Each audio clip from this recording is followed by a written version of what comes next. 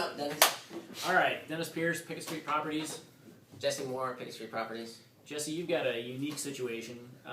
You have just negotiated a early occupancy on a short sale. I think that's something we need to discuss further. What do you have to say on that? Yeah, I mean, here's what happens. I mean, a lot of people decide. We have a conversation with our clients that are deciding to short sell, and we ask them up front to think about how much their credit is worth to them on a cash basis. Right. Like literally put a dollar figure as to what your good credit is worth to you. And what my point is there is that when you're beginning the short sale process, you have to decide a couple things right away. One is, are you going to continue to live in the property and not make your mortgage payments? Or are you going to find your next place to live for the next 3 to 5 years? Right. And most people, if they elect to find their ideal place to live for the next 3 to 5 years, they need to have decent credit to pass a rental application. Right. And so that means they may vacate the property that they're short selling. Mm-hmm. And when that happens, they have to continue to pay some of the expenses, utilities, HOA dues, taxes, and the like. And so it can be still somewhat costly because now they have rent and all the utilities of this new property, plus maintaining some of the things of the second household. And so what I have no I have some qualms about this, but to me, the pros outweigh the cons. And that is, I talk to the sellers about when we have a serious buyer that wants the property, I talk to them about letting that buyer move in prior to closing. Okay. And how do you secure that in a way that makes sure that your seller is fulfilling their obligations as well as protected?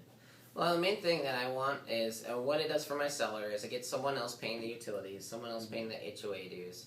I'm not that concerned about what the sellers are collecting for rent, because that's not my role, is to have my clients make money while they stop making their payments on their property. Yep. The reality is, though, just FYI for those that might get a hair and say that that's wrong, is that the banks more often than not will not accept a partial payment regardless. Yeah. So unless we can find a tenant who's willing to pay the full mortgage payment, which most of them aren't, it's not going to matter anyway. So we get some amount of rent so that there's a benefit to the buyer, and basically we have someone maintaining the property and keeping the heat up and keeping the bills paid. And now I have a buyer in the property. Right. So the likelihood of this buyer walking away from the transaction goes down a lot. Dramatically, yeah. Because they're in the property they're going to buy. Right. I'm not worried about them walking away because they've found another house that they're interested in. If I can get them to move into the property, I have a very we got somebody who's dedicated buyer. Yeah. And so that's the one thing that we will talk to you about if you are thinking about short selling and your property is vacant. We will talk to you about the opportunity to do early occupancy for the buyer. And what that may do is, quite honestly, if they're considering several properties, it may get the buyer to decide on your property over another short sale property because at least they can move in and begin their life in their new home. Are there any risks that go along with that? Absolutely. I mean, they can. We still have a lease agreement, and it says they can't smoke in the home. And on top of that, they can't have pets in the house and stuff like that. But and the other thing, they could damage the place. I mean, who knows?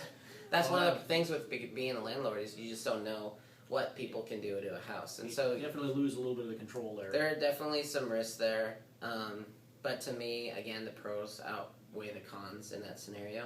Right. And we have a pre-approval on that tenant. We know that they financially they can do this. Okay. And so then it's just a matter of a successful lease agreement that says no pets, no cigarette smoke, and they're required to maintain the utilities. So. Okay. Sounds like it could be a win-win. I think it's case by case, and so I think that could be a potential course for some folks. But yeah, if early occupancy, if you hear the term, or if you have a vacant house. It's just one way to continue to maintain the property and to keep a dedicated buyer in the transaction. So. Nice. All right, word for the day, early occupancy. Early occupancy, let's go.